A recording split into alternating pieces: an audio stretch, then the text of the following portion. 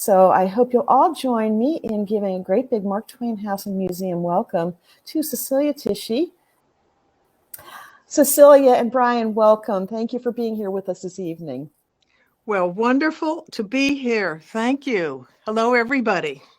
And what a perfect conjunction of the title of my book, Gilded Age Cocktails, because as we know, the Gilded Age was named by Mark Twain in that co-authored book with Charles Dudley Warner, who at the time, as we know, was so much better known.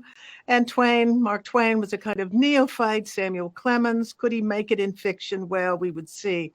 But he named the age in that title, and it was in competition with two other names for that era: the age of steel and steam, and the age of energy.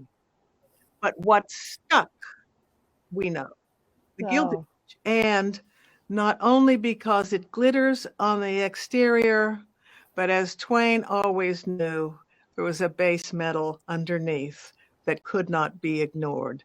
So I hope the cocktails do not have any base metal. They're all concoctions of the era, and I find it so interesting that the major breakthrough in the cocktail was ice, because prior to ice, any addition to a whiskey drink was considered to be a dilution, a weakening, a cheapening.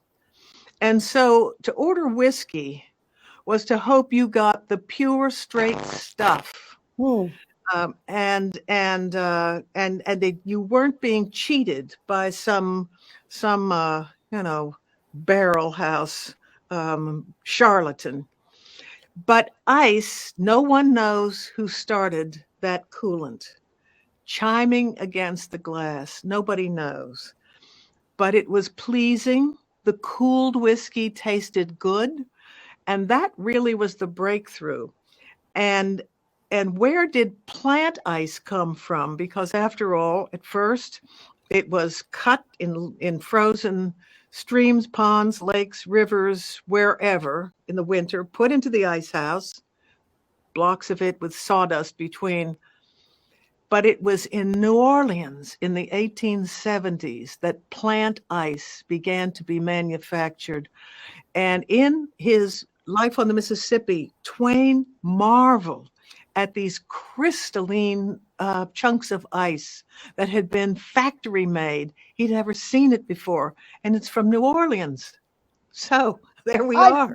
I appreciate so much all that Mark Twain context, and I can't wait to hear more. And Brian, I hope maybe you'll have something to say about ice. I mean, I drive past the Mark Twain house every day on my way to work and back, and I'm a native to Connecticut, and it's been part of my sort of growing up in culture all my life. So it's great to kind of participate in this event tonight and actually share something that I deal with on a regular basis. We were talking a little while ago just about the book and kind of how it's set up, and my appreciation as somebody in the professional side of the drinks industry is the historical content that's in the book and the research and everything that goes into this. And the story is exactly what Cecelia just kind of started with, is giving us a little bit more about our drinks, not just, hey, give me a drink, across the bar or to your server, but why is this drink called what it is, and where does it come from, and why are those ingredients significant, and the brands and things like that. So that's stuff that I actually, when I teach my staffs and I talk to people, I try to incorporate that in there. So it was really great getting a book like this that kind of really brought it back to such a great amount of content for those of us in the industry, and we deal with this kind of stuff on a daily basis. Well, thank you both. And I'm going to just real quick say that I neglected to say, because I was so excited to be welcoming you two. I was encouraging people to chat, but we are going to have a Q&A session at the end of our presentation. So folks, if you have a question for either Cecelia or Brian or both of them, rather than put it in the chat, please put it down at the bottom of the screen where you see the Ask a Question tab, and that'll make it a lot easier for us when we get to that portion. So Brian, will you let me know, please, when it's time for me to come back up and help with that? Absolutely. All right. Well, thank you. Then I'm going to sit back with my little cocktail and Well, all listen. Yeah. Have Well, fun. We'll see you in a little bit. Yeah. Will do. All right. So Cecelia, thanks for joining us tonight. I mean, and actually, thanks for putting this book together. You know, I've looked at so many books, and I have a collection of cocktail books, and as I said, you know, kind of bringing this historical content and context to what I do on a daily basis is great. And you know, I kind of felt like it would be appropriate to talk about a couple cocktails and kind of relate things that we deal with on a daily basis and folks probably drink on a regular basis. You're holding what looks like a martini. Maybe we should kind of start with the martini. It looks like a martini, so let's talk about the martini. It must be a martini. Right. So tell us, Brian, if we were to rewind back to the Gilded Age, all of us, would today's martini be the martini that we would get? Well, I don't think it would be exactly what you would what most people expect today. I don't think that's exactly what the martini would look like back in the Gilded Age. Mainly because, and you point this out pretty accurately in several variations in the book, martini is really a gin-based drink, and gin was kind of a more routinely used spirit back in the late 1800s and carried forward for many years, and maybe during Prohibition kind of took a bad rap perhaps, and that's sort of caused folks maybe not to think about gin so much. But you know, gin back in the late 1800s was a staple, and there really were kind of a couple different kinds, but for the most part, gin, which is juniper flavored and other botanicals mixed in, would have been the basis for it. And then, you know, you point out in a couple of your recipes, and actually a lot of your recipes, the use of vermouth, and I've got a couple here just as an example, but a martini back in the day probably would have had a lot more vermouth than people expect today. You know, in our business, in the restaurant business, I have to actually coach my service staff about the fact that when you know, somebody orders a martini, you have to kind of verify, do they actually want vermouth in it? And for the most part, they're actually also asking for vodka usually. So it's great to see these recipes in here using classic gin, using the vermouths and some of the other variations. So I really do appreciate you putting that in there. And you know, I don't know what you have in your glass, but I do really enjoy a classic martini with gin, with drier or French vermouth. But back in the day, and in your sort of classical versions, you have both, like the martini across the Niagara. I love the names in the book. It includes both the French dry vermouth and the Italian, or what we would generally refer to as a sweet vermouth. So definitely different than what people would expect today. So, I mean, isn't it interesting that these specialized versions, like of the martini, would be particular for a railroad train, for a resort? It's as if travelers, and of course, we know it was the great age of railroads. So people are traveling, and when they get to, say, Saratoga or up to Tuxedo, where Peter Lorillard had bought tens of thousands of acres and built a kind of Cotswolds wealthy person's cottage, and it's still a lovely, call it a subdivision to the unseen power. Anyway, just to say, on that train trip right up to Tuxedo, you would order that particular drink. So the martini that you might get on that train would be different from the martini you would get, say, at a resort in Colorado. yeah, or a hotel in New York versus a hotel in Miami. You know, the branding, so to speak, was one of the few ways. We're so used to being inundated by commercials and brands and everything on a almost nonstop basis in our world today. But back then in the late 1800s, as you said, the railroads were really kind of being established. People were able to travel faster and move to different places and go for vacation, you know, for the summer or for a few weeks in the summer, rather than having to go across land maybe or just not go at all. So definitely branding for your railroad, for your destination, your hotel, your restaurant, whatever it might be. And that's why there's so many names. You know, just looking through your book, the names in, you know, the names of the cocktails are great. You've got place names like, obviously, the Manhattan, still very popular today, the Bronx, the Montauk, the Newport. Right, right. And the specialty, the bartenders who became kind of the groundbreaking inventors of the drinks. Yep. To think of the Ramus Gin Fizz, Yep. for instance, in New Orleans. Self-branding. Yes. And I'm thinking that, Brian, if you were costumed, let's say it's Halloween, and you're going to dress as a Gilded Age bartender, you would need diamonds for every shirt stud. You would need diamonds in your cufflinks, and your fingers would flash with diamond rings, so that you would be a performer at a major hotel, and the patrons would expect to see the performance. Sure. All right. I have to ask, because I want to tell everybody, ask you whether you have ever had occasion to try to make a blue blazer. So that's come up. That's the famous Jerry Thomas cocktail, and Jerry Thomas, you reference in the book. He always wore his diamonds and whatnot. And I have tried it once, and it works. I'm not too keen on pouring flaming liquid back and forth, but it is an interesting cocktail. I have tasted it. I think in the time it probably was a little better for people who weren't used to sort of our modern ingredients and whatnot, but it's an interesting cocktail, and when made well, it's definitely the show. And as you mentioned, people were going to these hotels and these bars, and these bartenders were definitely putting on a show. That's why all of our equipment is nice and shiny and silver. Oh yes. Good point.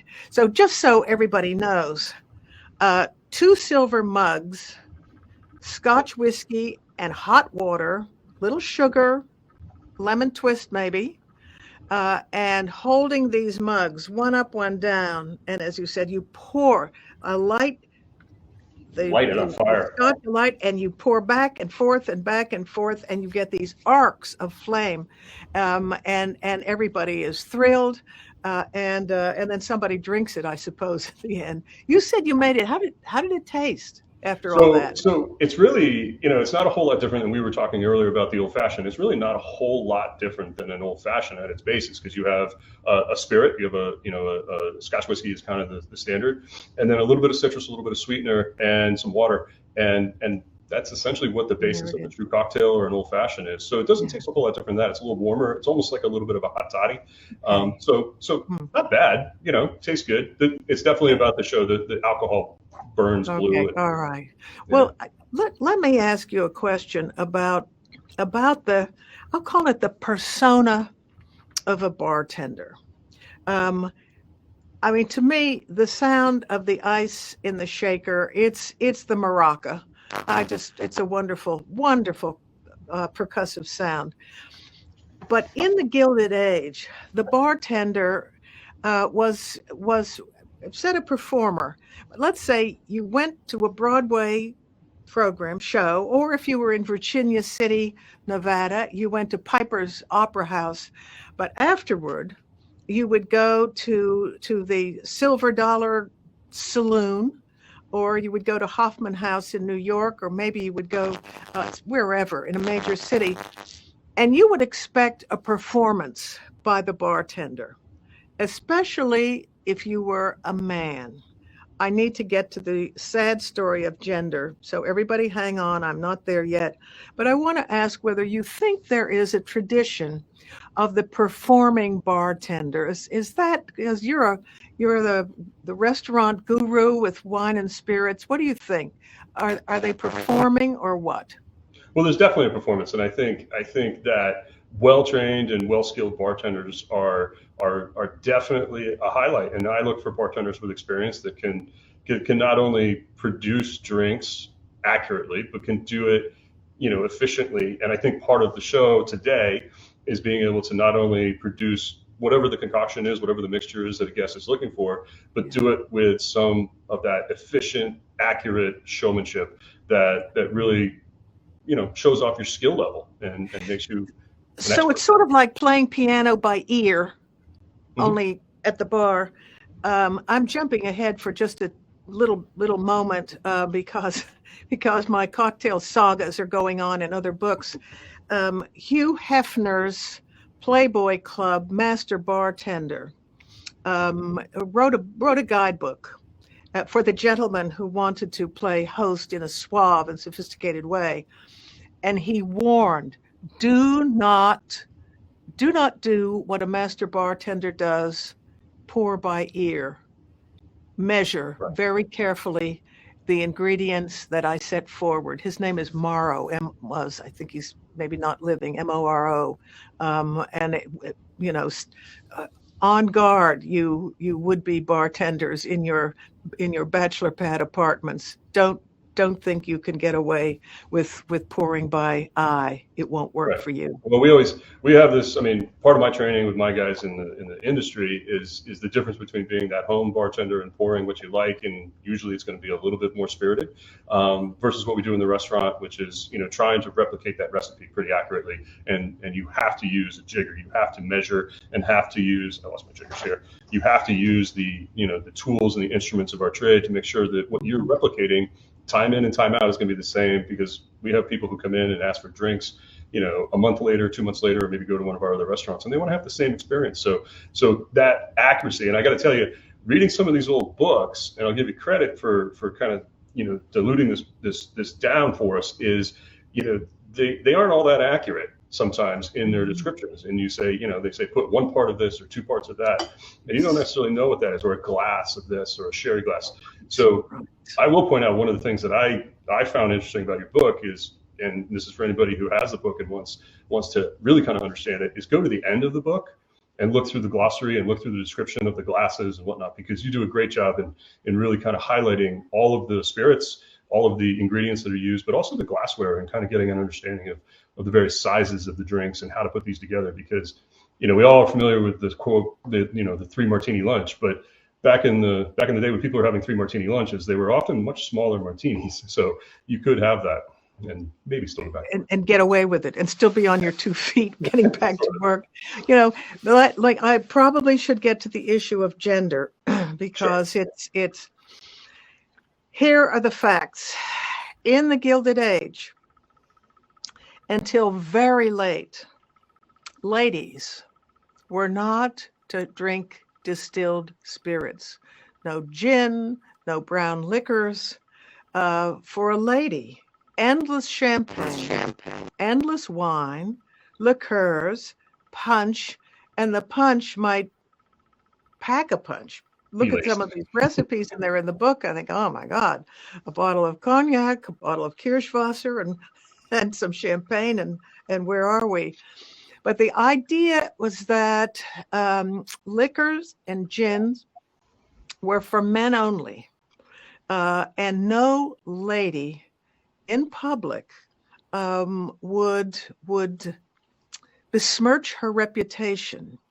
Now, there were in New York some confectionaries serving light sandwiches, pastries, tea, and a lady with wink and a nod ordering certain tea would be served a cocktail in a teacup.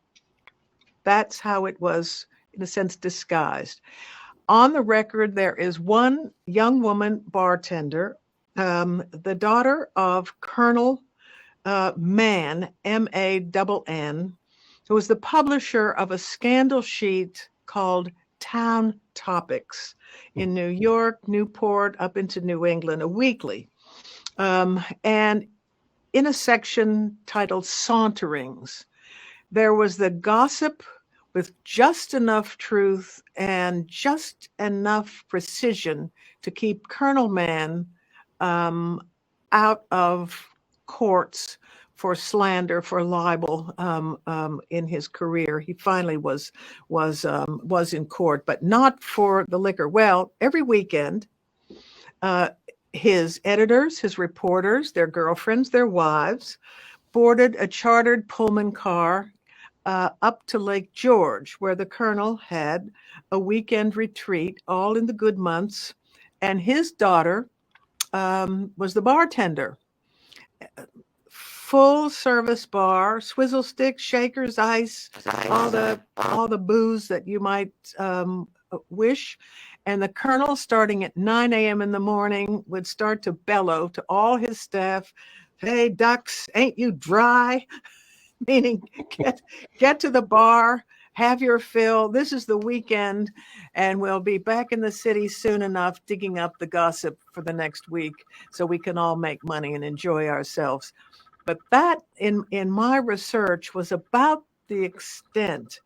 I think, and if I'll ask everyone present, if you have a diary from a young woman a lady of this era, and she confesses that she's been drinking cocktails, I want to know. Brian Mitchell wants to know.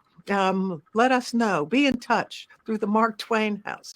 Yeah, But not until the flapper of the 20s, who could put up her boot on the brass rail and order her drink. And this is the Prohibition era, of course. Otherwise, a manager of the Waldorf Astoria thought he would maybe try cocktail tables, those little tables, and 2 or 3 people could sit down and drink their cocktails sitting at the table. It was briefly set up and quickly abandoned because the ladies would not sit there. The men wanted to see the bartender and be sure they were getting the real deal in their drinks. There went the cocktail tables and the little chairs, and everyone bellied up to the bar as usual. Yeah, absolutely. I mean, you're definitely in an age where social constraints were still very much in play, and people stayed in their lanes a little bit, and it was rare for people to move out. So having a woman who was a bartender is not very common, especially one that would actually admit it. Although I'm sure there were more that probably did it from a practical point of view, but a lot of these stories just don't revolve about it. And when you look at and you read about the as you pointed out earlier, the pillars of the bartending community and the people who established the cocktails and whatnot, it's almost exclusively men across the board. Man. They were just the ones who owned it and did it, and that's the way it was. Right. Yeah. And Brian, we probably should acknowledge that all along, from the colonial period, and there you are in New England, the colonial period, there was antipathy to liquor, certainly. Yeah. Woe to drunkards, wrote one of the Cotton Mather, or maybe his father, Increase Mather, in a pamphlet, Woe to Drunkards. And Edgar Allan Poe was considered to be a sot, kind of the public writer as drunk. And so it went. The temperance movement moved right along for religious reasons throughout the 1800s, and then increasingly for reasons of family cohesion. If Papa stopped for whiskey, not cocktails, but whiskey after a shift at the plant factory, the meat packing house, then his wages went there and not home. And so ministers invade against strong drinks, strong beverages. And for that matter, some of the bartenders, Schmidt was one who wrote The Flowing Bowl, full of cocktails. And he made the point that a cocktail is kind of an artistic production. It shouldn't be swigged. It shouldn't be downed.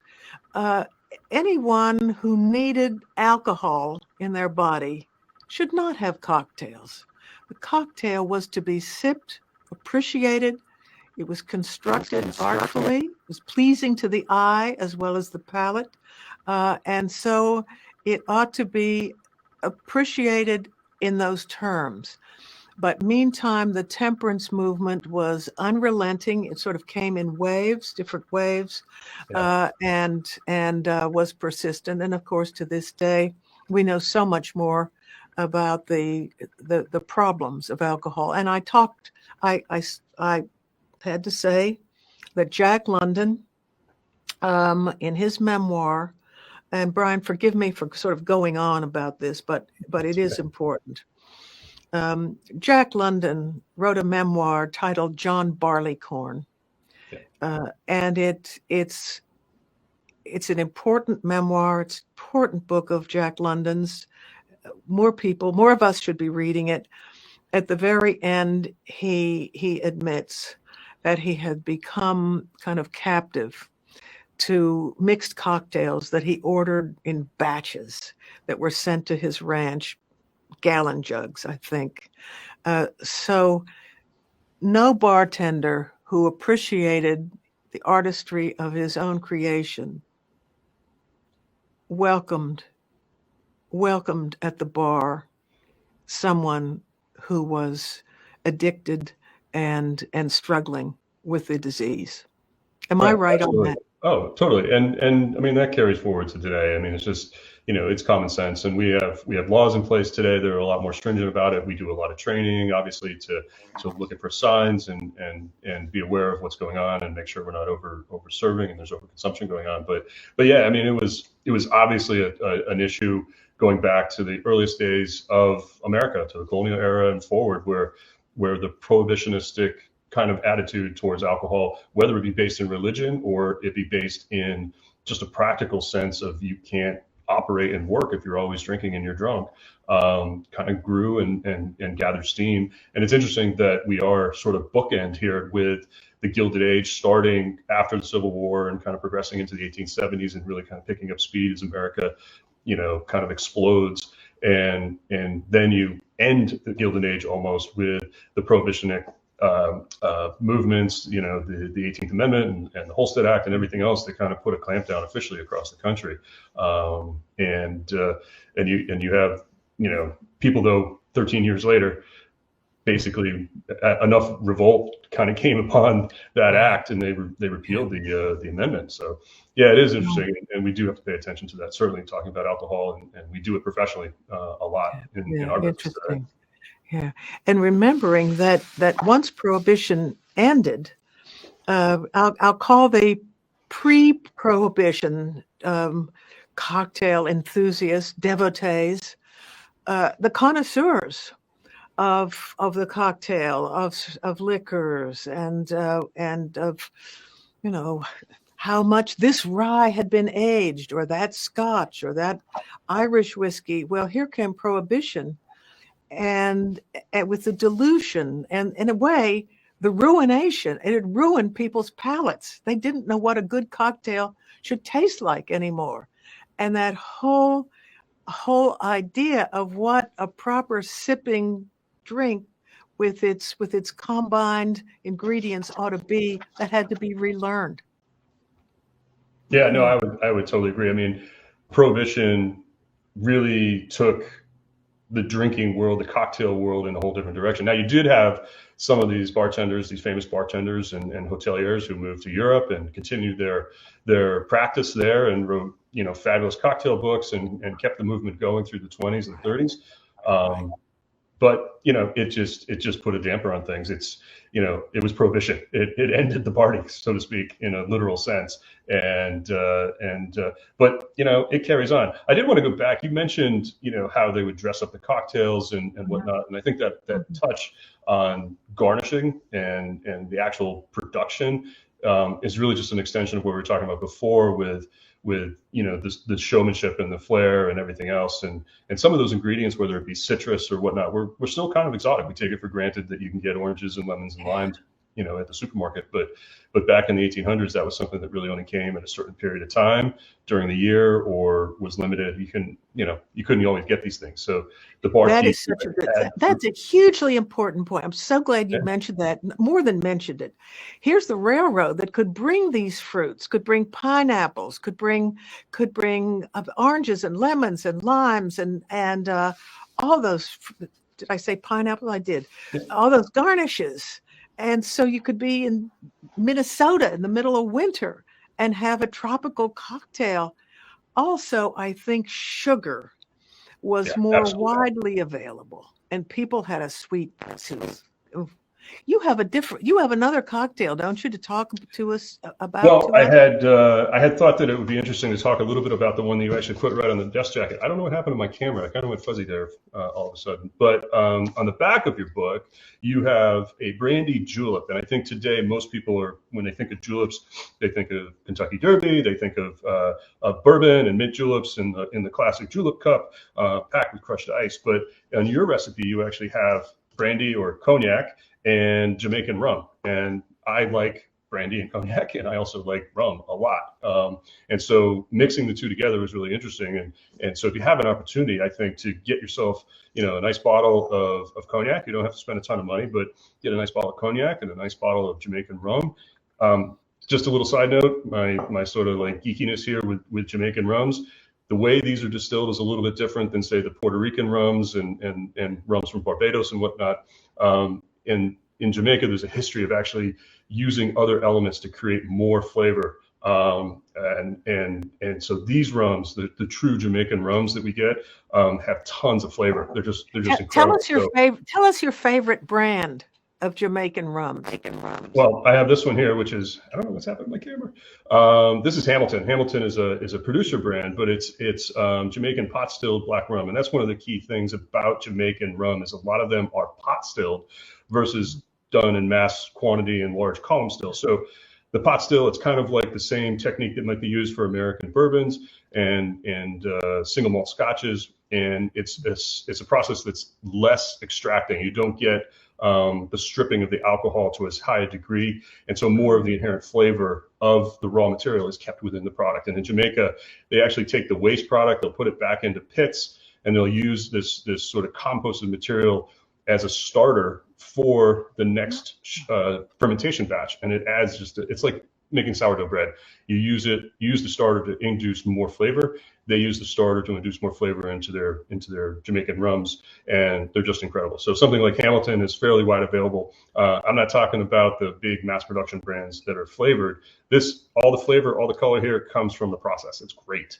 And so mixing these together, I think, is going to give you a little bit more of an authentic to your book, to your recipe kind of style that you might have had if you were asking for a brandy julep back in the late 1800s, early 1900s during the Gilded Age. Oh, we want to try time travel right there, right now, and have you make one for us all. Well, I can make one, but no one's going to get to taste it. So your book on the dust cover, just for interest factor, it's 1 ounce of rum, 1 ounce of brandy, and as I said before, always use your jiggers. So I'm going to pour my rum. I'm going to pour my brandy, and as I said before, I'm using cognac. This happens to be Hein. Hein's a great cognac, keeping in mind that all cognac is brandy, but not all brandy is cognac. And we mix these together, we stir them up, and the julep that you have calls for a little bit of mixing and crushing of the mint and the lemon and everything there. We do that today, but traditionally we're going to use that julep cup that gets nice and frosty on the outside because you pack it full of crushed ice. I can't really show it there, but it's all packed full of crushed ice. And you're going to want to strain your mint and your lemon and everything right over all that and let it kind of seep in there. And this kind of goes back to what you were talking about before, where with a cocktail and ice, it allows you to have an extension in your drinking time and process. And it's not just hitting, your system with a straight spirit. You're actually diluting, you're expanding the flavors, you're enhancing it with some citrus and some sugar, which is going to bring out a lot of the flavor. And I can tell you, just smelling this, the brandy, I know you guys can't do it. It's unfair. But the brandy has so much fruit to it. And then the Jamaican rum is just so intense with spice and caramel and sort of these cool composted flavors that I don't even have to hold it up to my nose. It's just like sugarcane and apple brandy and all this kind of stuff, kind of apple flavors in the brandy. It's not apple brandy, kind of coming out of the glass. And it's just absolutely, just to smell it's absolutely delicious. So really cool. I'm interested to know why you actually picked that drink to put on the dust cover. Well, I was asked to choose a drink for the back of the cover. And I worried, I fretted. And then I thought, this looks interesting and just enough off center. It's what you said. Most people hear julep and automatically think mint as the preface. I thought, well, I think this will just put it kind of a little bit off the mark a little, enough to be interesting. That's why I put it finally. But I had many of them. And hearing you describe that drink makes me wish that I could ask you to look at every one of these recipes and pass some judgment, because to my and I've been asked, have you tried all these drinks? Surely you've tried all these drinks. This book would never have got finished if I'd been drinking all these drinks. And some of them, I have to say, sound way too much, way too many ingredients. And I think that some of the Gilded Age bartenders began to be, if not anxious, a bit concerned by the tricks that their colleagues were pulling, saying, don't invent a cocktail unless you really got something that brings a new set of flavors to the fore. Don't muck up what we've already got going, is what they're really saying. Right.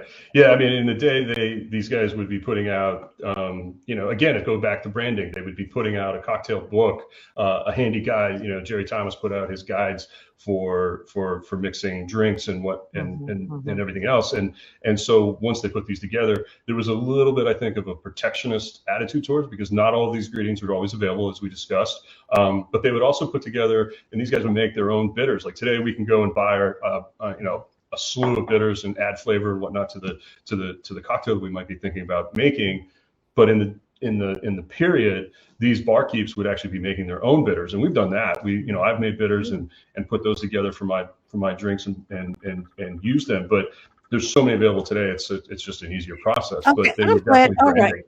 Bitters. Could we stay with this for just a minute? Yeah. Because I was asked, what part of cocktail composition, I was asked, would I think has been overlooked? And I said, I think bitters is taken for granted. Orange, Angostura, -- Do you agree, Tom? Would you talk a little about bitters, because they're all through the Gilded Age cocktails and on up? Yeah, I would say, like I said a second ago, it was a way for a bartender to kind of put their unique mark on a cocktail, and because they were making the bitters, it wasn't something that they went to the store and they bought, and so they made their own unique, identified by them only kind of bitters. And I think you actually mentioned in the book, you have a little chapter on bitters. Bitters was defined, and for a long time, bitters or what was preceded bitters really were elixirs, and these were medicinal products that were produced throughout Europe and everywhere from herbs and spices and other ingredients that were thought to have medicinal properties and health benefits, and they would mix them together in whatever the combination that was thought to be needed, and usually preserved with a little bit of alcohol and or sugar.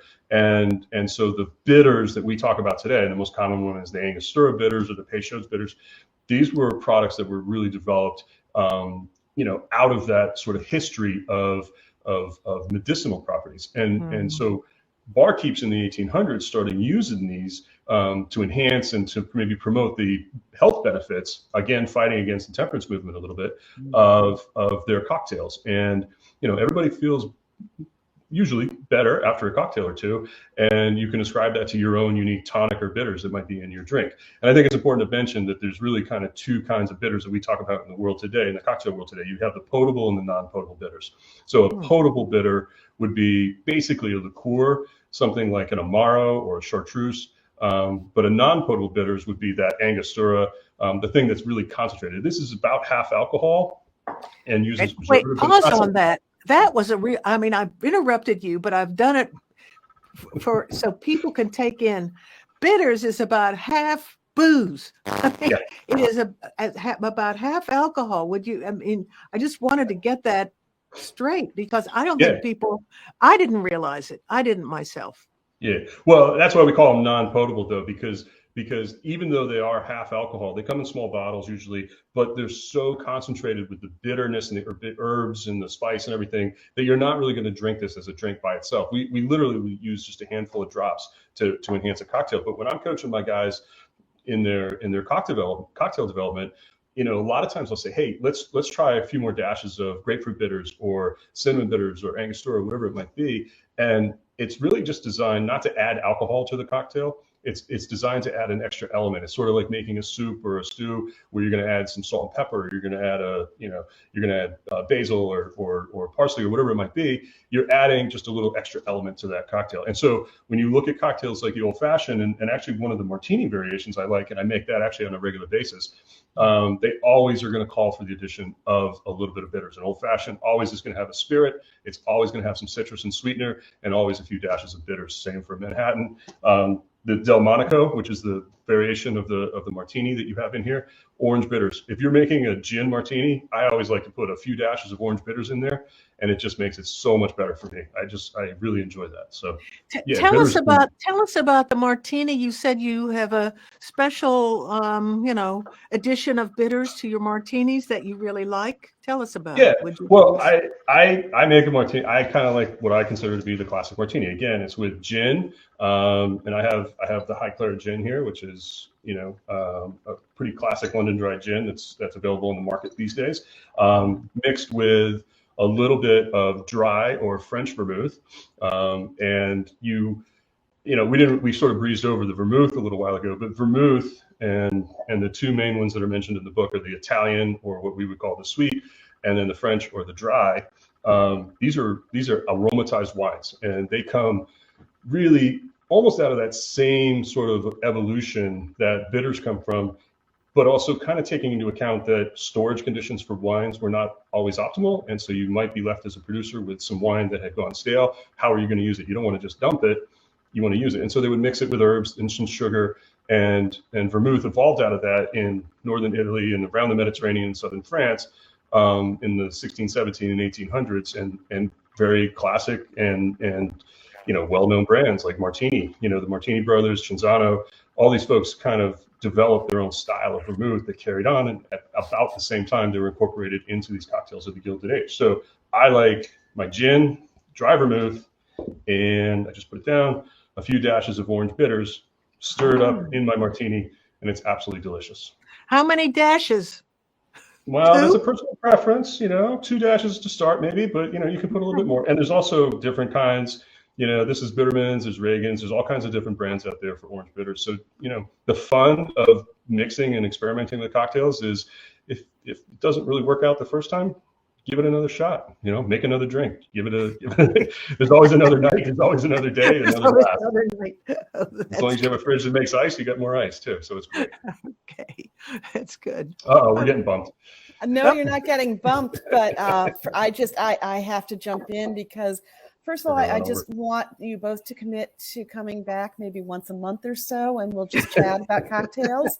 I think everybody would be delighted by that. You're gonna send out cocktail kits next time. Oh, right. That's, I think, an untapped resource that we're going to have to look into. Okay, we'll talk to you about that. This has been so much fun, and the audience has been loving it, and lots of cool information in the chat, including Jacques pointing out that Highclere Gin is distilled by a company in Connecticut in partnership with Highclere Castle, aka Downton Abbey. Mm-hmm. So that's a fun fact right there. Thank you, Jacques.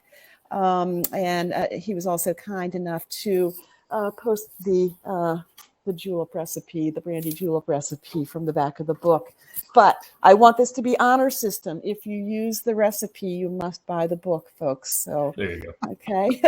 So we do have some wonderful audience questions. And as we go, Brian, I think people would really like to see you mix a drink if we can possibly do that. So do you want to take a question or two, and then you can show us? I'm going to vote for the martini because that's my favorite cocktail.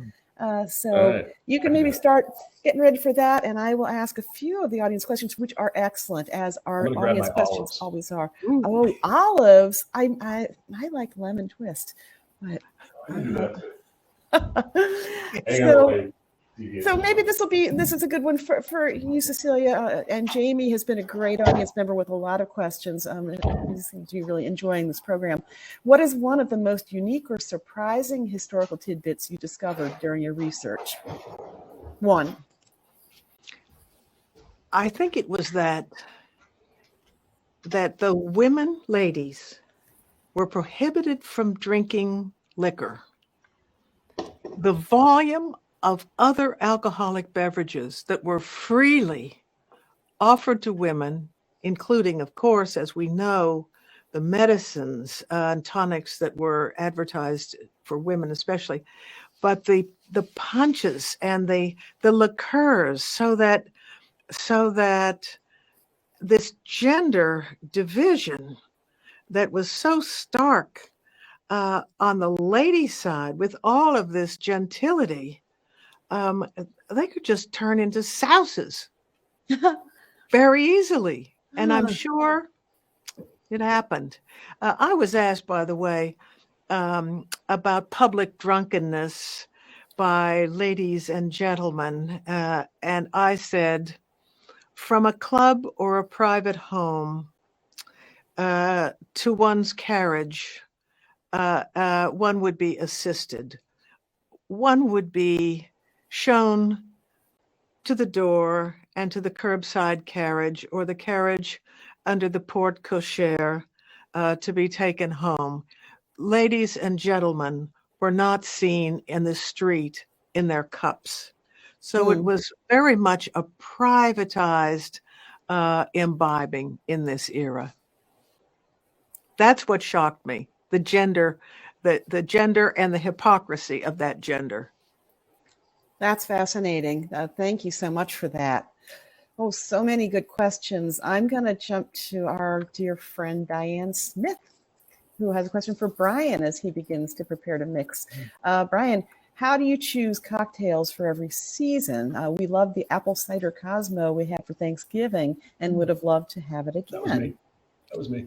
Well, you're gonna have to wait for fall. Apple cider season comes around once a year, maybe twice with winter. But yeah, no, I actually have 5 cocktail sort of development periods throughout the year, and I usually start about 90 days ahead. They coincide with the seasons: summer, fall, winter, spring, etc. And the 5th one is the holiday cocktail. So we have a little bit of a addition, usually with a couple holiday cocktails between the end of Thanksgiving and New Year's. So it's a process, and not to make it terribly long, in order to kind of streamline things, I meet with my vendors. I let them make presentations to me as far as what they want to present for the next upcoming season. Often I will get, like going into fall, I'll get presented with 6 different pumpkin spice, whatever. We don't need that. We need one that's cost effective, tastes good, made right, available, etc. So I will kind of like edit those lists down. I will get them out to my wholesale vendors and let them go make presentations to my bar guys. And then I let them kind of do the development, mostly because I want them to experiment. I want them to play, and I want them to have some ownership of it. So each of the cocktails that you're going to see on our seasonal menus are really kind of produced by my staff and my bar managers that are out in the field and working and developing this on a daily basis. Now I go back and we review, we look at the costs and all that kind of stuff, but it's done on a regular basis, and we do update our cocktail menus on a seasonal basis, absolutely, to keep it fresh. Awesome. Yeah, but we have standards too. People like some of our regulars. Imagine. And so this is another great question from Jamie, and I'm going to ask it, and then we'll watch you make a cocktail, Brian. Jamie says, and maybe both of you can take a turn answering this: is there a drink that when you hear someone order it, you immediately know they're a kindred spirit? Pun intended. Good question, Jamie. I guess in my world, when somebody orders a spirit or orders a cocktail that either is, precise and not just like, I heard about this cocktail kind of things, we get a lot of that. And they know kind of what they want, like, specifics about whether it's a martini or a Manhattan or whatever. You definitely appreciate that. And there's definitely guys or gals who come in and they're bartenders and they want something specific, but our normal guests, our normal bar guests who come in and look for something very specific and liked and appreciate that kind of aspect. It kind of goes back to the showmanship, but also the skill aspect of what we do. We definitely appreciate that, and you can tell, definitely. Yeah. Thank you. Do you have an answer for that, Dr. Tichi, or should we go right to Brian and his martini? We got to go to that martini right now. There you go. All right, here we go. I want to see this. So the first thing I did is I actually loaded my martini glass up with ice. I just dumped it out just to make it convenient, but I like to have a nice chilled glass, so I start with that. I apologize, my camera is not in the spot. I'm afraid if I move it, it's going to lose everything. But I did. You saw me jigger my gin, and if you look at the sort of classic martini recipe that is in the book, it calls for 1.5 ounces of gin, half a teaspoon of vermouth. So again, relatively small martinis. If you come into our restaurants and kind of standard these days, a martini is probably going to be built. Most of our cocktails are built around a 3-ounce recipe, and that's what I did here. That's so more like it. Well, we charge you $75 for a martini. You expect to get some booze, right? We don't charge that much, by the way. But it's getting close to it. So, but the recipe sometimes in the Gilded Age would have definitely been a little bit smaller and a little bit more, like we talked about that three drink lunch kind of thing. So chilled martini glass. I put about 2.5 ounces of gin in my mixing glass, which is an insulated cup here. And then I put about 1/2 ounce of Dolan dry vermouth, which is just a great aromatic dry vermouth. And I stir it. And I am definitely an advocate of stirring versus shaking. I know a lot of people like shaking, but I kind of feel like vodka martinis, shake the heck out of them.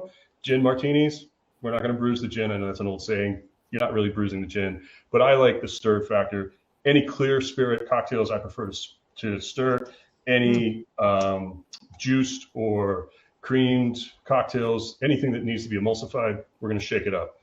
I put my strainer, my Hawthorne, on top of my mixing glass, and I pour, and you can kind of tell just by watching it go in that it's nice and cold and smooth and slick. And that portion that I poured out fits nicely. I did cut a swath, an orange swath, and the little thing that the pro tip here, I took out my lemon. Hopefully you guys can see this. I have a lemon, and you can see I've used it a couple times. And I have a Y peeler, what we call in the business a Y peeler. I don't know what, my camera is kind of not cooperating right now. It's mostly really good. We can see you. We're good. Okay. I look fuzzy. Maybe it's just on my side. And you take a swath, nice kind of fat swath. The thing that I have to kind of coach some folks on is there's two sides to your swath. There's the outside of the skin and the inside of your skin. And what you want to do is you actually want to express the oils from the outside. You want the outside of that skin facing your drink, and you just want to give it a little squeeze, a little kind of across the bias of the swath, so that it expresses. And you can see the oil slick on top of the drink. And then what I'll do is I'll take that outside, wipe it around just to get that lemon oil, lemon flavor out there, dip it in. Oh yeah, that's good. I know. I'm having the same reaction. And you have given a new meaning to oil slick, I'll tell you. Yeah, you guys can't see it, but there's definitely a little peel of pun intended. There's a little slick of oil across the top of the martini, and so every time, that's one of the reasons why we do garnish. And I instruct my guys, when you're making, you have to actually express the oils or whatever you're doing. Add the bitters, because it's the aromatics. It's not just how the drink tastes, but it's also, I'm going to put my face towards this glass, and as I come down into it, I want to smell that lemon. I want to smell the herbs from the vermouth. I want to smell the juniper and the gin, and get that sort of interesting concocted, just combination that's so delicious, and what defines a martini. I think it's lost on folks today a little bit about vermouth, because over the years, that vermouth bottle would not be refrigerated. It would sit in the bar well. It would oxidize and go bad, because this is wine. And just like a bottle of wine that's open on your counter or whatnot, this is going to go bad after a few days, a week or two.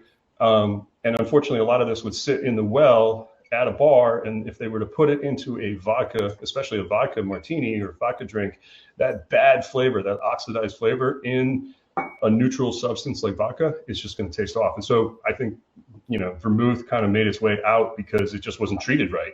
But when you get a nice fresh bottle, and I do buy small bottles so that they stay fresh, I keep them in the fridge, and it's always available and ready to go. So I had no idea about that. Thank you. That was worth the price of admission right there. And I'm glad to see you actually drinking that martini, because I was very worried it was going to go to waste. So it's going to get drunk.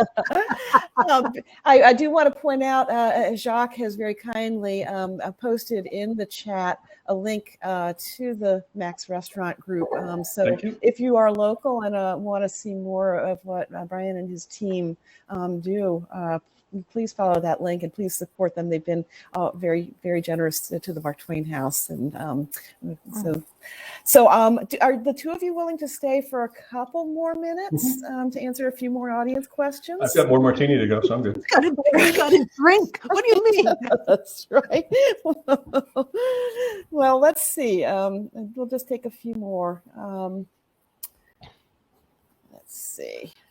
I have a question for Cecelia. Why don't Cecelia, you ask? Do you have a connection with the Gilded Age, the show that's on HBO right now? I kind of was given that rumor. I don't know if it's true or not. They talked to me at the beginning. Okay. And I read scripts and I made some suggestions, and then I didn't hear from them. But I am now writing some novels set in the Gilded Age. I should have brought one to Flash. The first one is A Gilded Death. And I confess that I am on Facebook and I'm tagging onto some of the responses to the TV program. I am happy that so many people are happy with it. 9 episodes this year, and they hope to go into additional seasons. And so always good to have something from U.S. history. I would say good to have something when public television seems endlessly to buy British series. We need to cheer for an American series. So I'll rest it there. I said what I could. Perfect. Sorry to bring it up. No, that was a great answer. Yeah.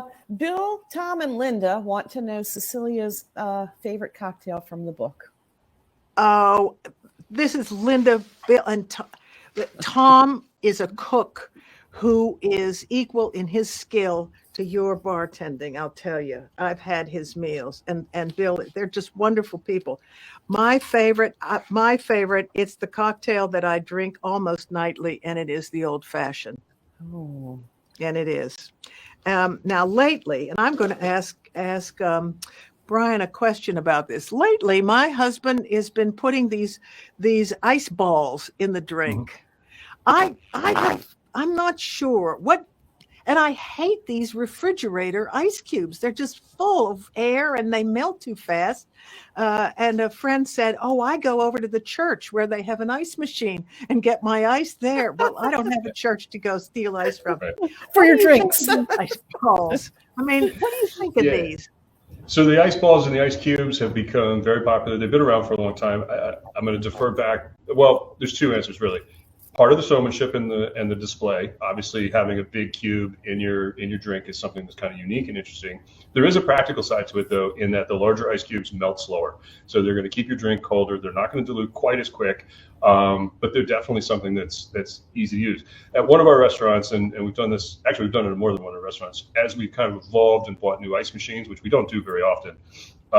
We actually have bought machines that make larger cubes, not big cubes like you might be getting. Like we do the silicone trays with the 2-inch cubes to go into our old fashions and whatnot. But we have machines that produce 1 to 1 1/8 inch cubes, so that it's a little bit larger, fits in our glasses, filling up the space a little bit with more ice rather than air, because the old chips and the old pillows they would melt so fast that your drink would get really diluted quickly. So there's a practical side to it. Yeah. Interesting. Thank you. Sure. Hi, Linda, Bill, and Tom. Hello. Another good question. Where and how did you source your recipes? I had the good fortune. Anybody would have it. That same good fortune. There's a note at the early part of this book, and I think of the sequel. There's a man named Albert Stevens Crockett, 2 T's, and really an aficionado of cocktails.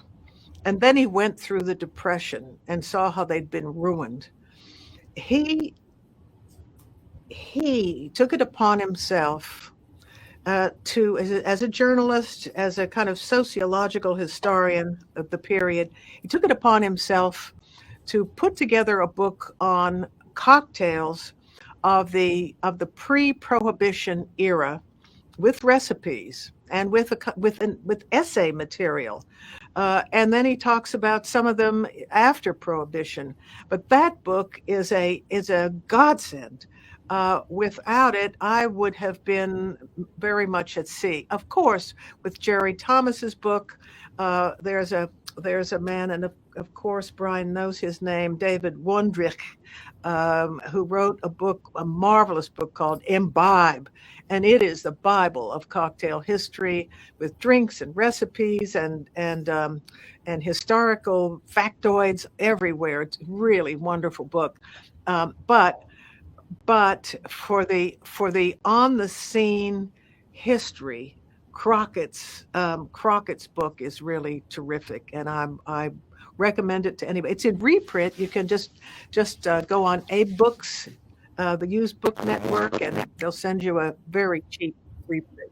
And tell us his first name again, please. Albert, first name Albert, middle name Stevens. Is it PH or V? The last name Albert S.S. Crockett, Crockett. All right. Awesome. Thank you. Mm. So just a couple more. There's a lot of books out there that are, and you like Cecelia says, you can get the reprints for not a lot of money and kind of get that that ability to peek back into time a little bit. I've got a little collection of books. Some of my favorites are the tiki books from the 30s and the 40s, the Trader Vic's and whatnot, because I like rum, as I said before, and I like making those drinks. But you can get all kinds of books as reproductions, and they're just great. Fun. Or just get Cecilia's book, and you have all the recipes right here. There you go. That's what we're here for. This is not an infomercial, so stop it, Brian. Sorry. I'm trying to help the Mark Twain house. Right, It's the Gilded Age. Okay, that I accept. Thank you. Dr. Tichi, why, I think you'll like this question, why the Gilded Age time frame for your book? Why not earlier, or the speakeasy culture, or the gray flannel suit age? Well, I'll try to make this short. About 20 years ago, maybe even 30, we started to see references to the new Gilded Age that we are in, with all the travails and all the excitement of the inventiveness, the whole digital age coming up, just as the industrial age surged. And I started, I admit, at where the other half lived, with Jack London, those who struggled at the bottom. And then I will just admit this. My literary agent called and said, Cecelia, she said, Julian Fellows has got a contract with NBC for the Gilded Age. It's been several years. It's going to happen. You're my client who knows about this era. You could write about it. I think you should do a book on what Mrs. Astor might have thought about things. Here's how I'm seeing this book. And she gave me a 10-minute spiel. As a smart agent might, I was between projects, and I thought, what would Mrs. Astor think? I've been with child labor and wealth inequality and Sturm und Drang and trouble. What were these rich people up to? And so I started in, and that's how I got. I sort of took a scholarly elevator up into society to see what these folks were doing. So came, what would Mrs. Astor do? Your essential guides, the manners and mores of the Gilded Age. And it gave me a chance to do some new historical research, which I did. And then from that came, say, did you do enough with beverages of that period? Maybe there's a book there. What about Gilded Age cocktails? What were they drinking? Why were they drinking it? And that set me off again. So, tap a scholar at just the right moment and you might get something. Sounds like you have a very good agent too. So that's a nice part of the story too. She's good. Deirdre Mullane. She does not do fiction, just so you know. So we're going to ask 2 more questions because it's already 10 after 8 and I don't want to keep people up past their bedtimes. But Michael wants to know, can you discuss, and you've touched on it a little bit more about glassware. Today we have many types of glasses for different types of drinks. Was this true in the Gilded Age? And he says, thanks for the fun evening. Cheers. Oh, thank you. Well, I would refer you to page 158 in the book, because there's a discussion on glassware there. I think from my point of view, and I said this a little bit before maybe, but is, you look through these books and some of these recipes will say, a sherry glass or a wine glass of this or whatnot, and you're not really sure what that is because glassware has evolved over the years and it's not exactly the same. So, we have in our community, in the bar world, in the restaurant world, we have endless amounts of glassware and suppliers who create all kinds of different variations, but you kind of have some standards. You have wine glasses, you have what everybody calls a martini glass, which I call a cocktail glass. You have the old-fashioned glass, which is a rocks or a highball glass, or a rocks glass, and then you have the highball glass, which is something that's kind of an extended or taller glass that you're going to put a mixed drink in. And there's other variations, but really, you can cover the basis with like 3 or 4 glasses at home. I have endless samples of glassware that people want to sell me and show me and stuff. I kind of stick with the standards. I have a couple martini glasses. I have some rocks glasses. I have a couple highball glasses, and that's about it. Maybe a pony glass here or there, which is just a shot glass for a small liqueur. This is a moment to show that Mark Twain etched glass. Yeah, there you go. Let's bring it out here. It's not an infomercial. So I was explaining before we went live that this is something that we have sold in the Mark Twain store. It is etched glass, and this is a representation of one of 2 marble panels, windows in Mark Twain's billiards room that were designed for him by Jacques. Tell me if I'm correct here, were these designed for him by Edward Tuckerman Potter or by Tiffany? I think Edward Tuckerman Potter. And there's 1/8, and then the other panel has 7/4 for the year that the house was built. And these are billiards cues and billiards balls representing some of Mark Twain's interests. So yeah, thank you for bringing that up. Thank you, Jacques. I thought it was Brian, what drinks would be best for this glass? Old fashions. Put the old fashioned. There we go. And on that note, it should be nighty night.